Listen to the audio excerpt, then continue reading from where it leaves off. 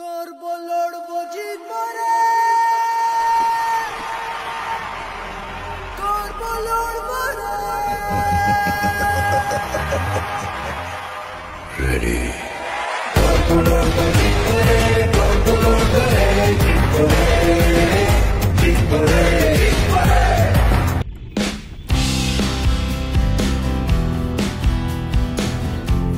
সেদিন ভর দুপুরবেলায় বেরিয়ে পড়েছিলাম ইডেনের পাশে মোহামেডান মাঠের উদ্দেশ্যে। বুক মাই শো থেকে আগেই কলকাতা ভার্সেস লখনৌ ম্যাচের টিকিট বুক করা ছিল, তো সেদিন যাচ্ছিলাম সেটাকে বক্স অফিস থেকে কালেক্ট করব বলে। যেতে যেতেই দেখলাম একপাশে খেলা হচ্ছে, বলার নিজে রান আপ নিচ্ছে, ব্যাটসম্যান নিজের স্টান্স অলরেডি নিয়ে নিয়েছে, কিন্তু বলার এত ফিল্ডিং সাজিয়ে এত প্রস্তুতি নিয়ে হাত ছাড়িয়ে যে বলটা করলো।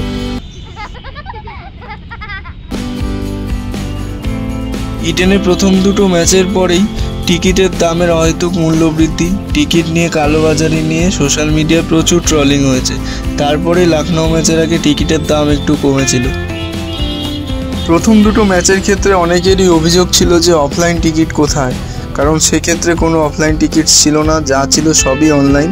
বুক মাই শো ছাড়া কোনো অপশান ছিল না।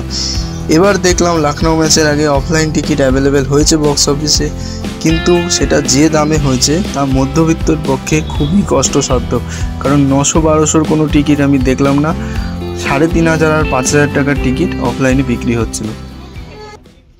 টিকিট পিক আপ করার তেমন লাইন ছিল না, আমি গেলাম প্রায় সাথে সাথেই টিকিট পেয়ে গেলাম। কিন্তু কিছুক্ষণ আগে যে কালোবাজারির কথা বলছিলাম সেটার প্রমাণ প্রায় হাতে নাতে পেলাম।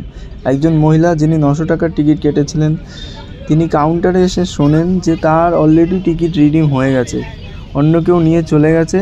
সেটা কিভাবে নিল আইডি প্রুফ ছাড়া, সেটা একমাত্র ভগবানই জানে আর ইডেন কর্তৃপক্ষই জানে। তো সেই মহিলা ভীষণ চিল্লামিল্লি করছিল, খুব স্বাভাবিক সেটা।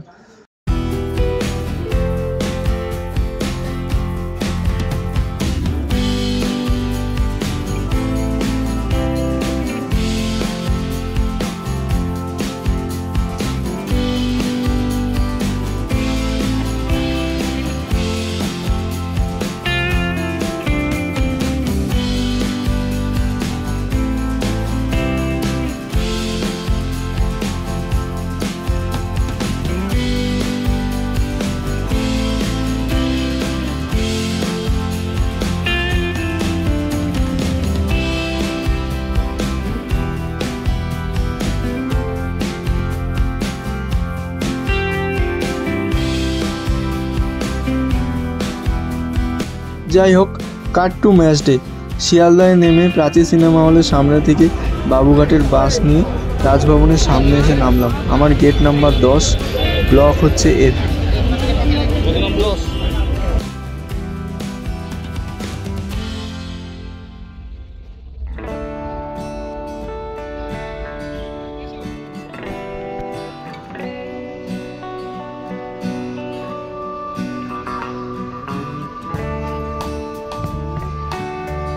বেশ জল তেষ্টা পেয়েছিল, কিন্তু 5 টাকার পাউচগুলো 10 টাকা করে বিক্রি করছিল, তাই জল না কিনে একটা স্প্রাইট কিনলাম।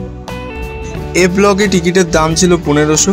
বুক মাই শোতে জিএসটি প্লাস ট্যাক্স নিয়ে টোটাল পড়েছিল 1640। ইডেন আমি বহুবার এসেছি খেলা দেখতে, কিন্তু বেশিরভাগই ইন্ডিয়ার খেলা। আইপিএল নিয়ে এখন ইন্টারেস্ট অনেক কমে গেছে। লাস্ট আইপিএল দেখতে এসেছিলাম 2010-এ বাবার সাথে। তখন হায়দ্রাবাদ বলে কোনো টিম ছিল না, ছিল ডেকান চার্জার্স। গিলক্রিস্ট ছিল ক্যাপ্টেন, তো অনেক স্টার প্লেয়াররা তখন সেখানে খেলতো। হার্সেল গিবস ছিল, সাইমন্স ছিল, তো খুব নস্টালজিক একটা টিম, অনেকেই হয়তো অনুভব করতে পারবেন। তো তখন কলকাতাতেও সৌরভ ছিল, শোয়েব আখতার ছিল। তো সেই লাস্ট আমার আইপিএল দেখা ইডেনে। তারপর থেকে কখনো আইপিএল দেখার ইন্টারেস্টই পাইনি। কলকাতার টিমটাকেও আমি তেমনভাবে সাপোর্ট করি না, কিন্তু জাস্ট অফিসের একটা কুপন কাজে লাগিয়ে দেখলাম টিকিটের দামটা অনেকটাই কমে যাচ্ছে, তো সেই হিসাবে আমার এই ম্যাচটা দেখতে আসা। ম্যাচ শুরুর আগে ভেবেছিলাম যে ভীষণ চড়া রোদ থাকবে, ভয় পাচ্ছিলাম, তবে সেই ভয়টা নিমেষেই কেটে গেল, কারণ খুব মিষ্টি একটা ঠান্ডা হাওয়া দিচ্ছিল, সাথে হালকা হালকা রোদ, তেমন রোদের তেজ নেই, আর আকাশে মেঘ ঘুরে বেড়াচ্ছে। আমাদের কিং খানের উদ্দেশ্যে এই টিফোটা দেখলাম। ফুটবল মাঠে যে দৃশ্য দেখতে অভ্যস্ত সেটা ইডেনে দেখছি, দারুণ ব্যাপার। তো তবে এত বছর পর ইডেনে আইপিএল দেখতে এসে দারুণ লাগছিল। আলাদাই একটা ভাইব, যেন একটা অন্যরকম উন্মাদনা কাজ করছিল। সাথে সাথে একটু খারাপও লাগছিল, কারণ অনেক ইন্ডিয়ার ম্যাচ দেখেছি, ইন্ডিয়ার ম্যাচে ইডেনকে এইভাবে সাজিয়ে তোলা হয় না। কেমন যেন বেরঙিন লাগে, সবটাই যেন মেরে। যে ডিজে থাকে সেও যেন মৃত। কলকাতা নাকি টসে জিতে বল নিয়েছে, সেটা আমি যখন জানতে পারলাম তখন আমি বুঝে গেছি অলরেডি একটা ব্লান্ডার করে ফেলেছে। কারণ এখনের যে ইডেনের পিচ, সেই পিচে এই ভর দুপুরবেলায় লখনউর মতো টিমকে কেউ ব্যাট করতে পাঠায়?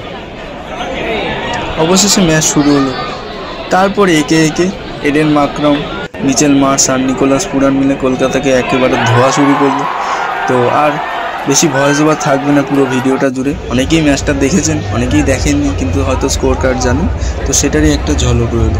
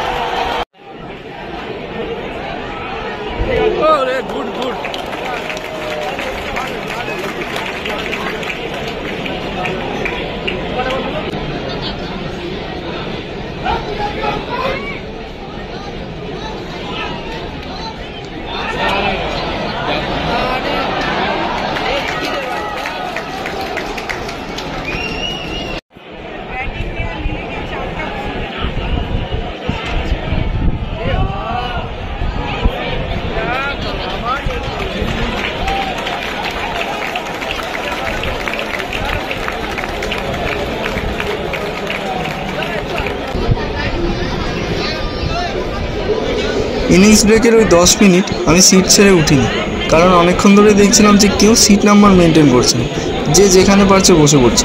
পুলিশও কিছু বলছে না। আর আরও অদ্ভুত ব্যাপার, প্রচুর এক্সট্রা লোক ওই এ ব্লকে ঢুকে গেছিলো, কী করে জানি না, কারণ তারা নাকি ওই এ ব্লকে বসারই জায়গা পায়নি। তারা প্রায় পুরো ম্যাচটাই ওই প্যাসেজে দাঁড়িয়ে দাঁড়িয়ে খেলা দেখলো।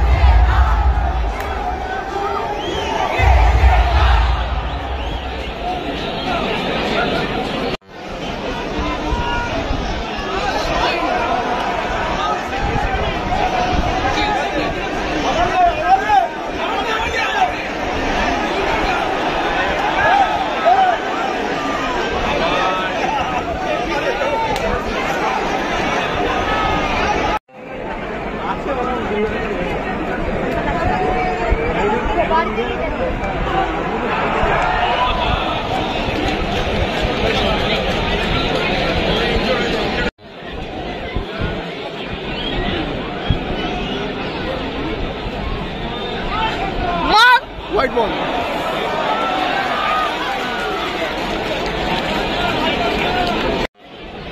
White ball. Oh, white ball.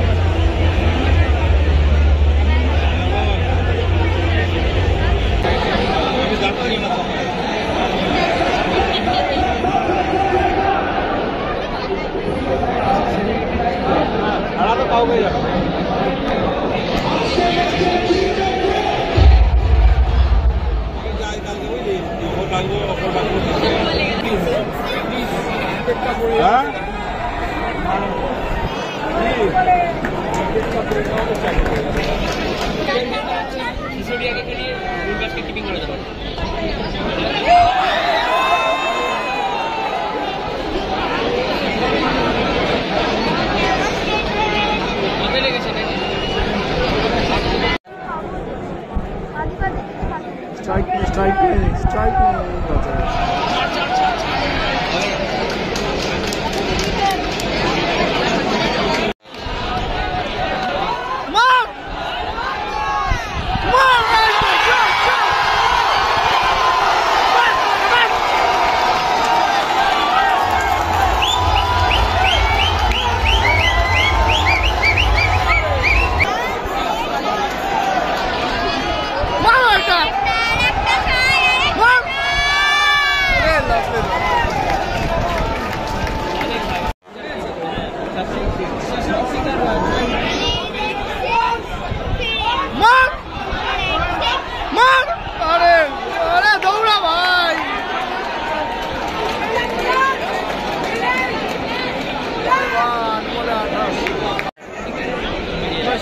Strike the okay.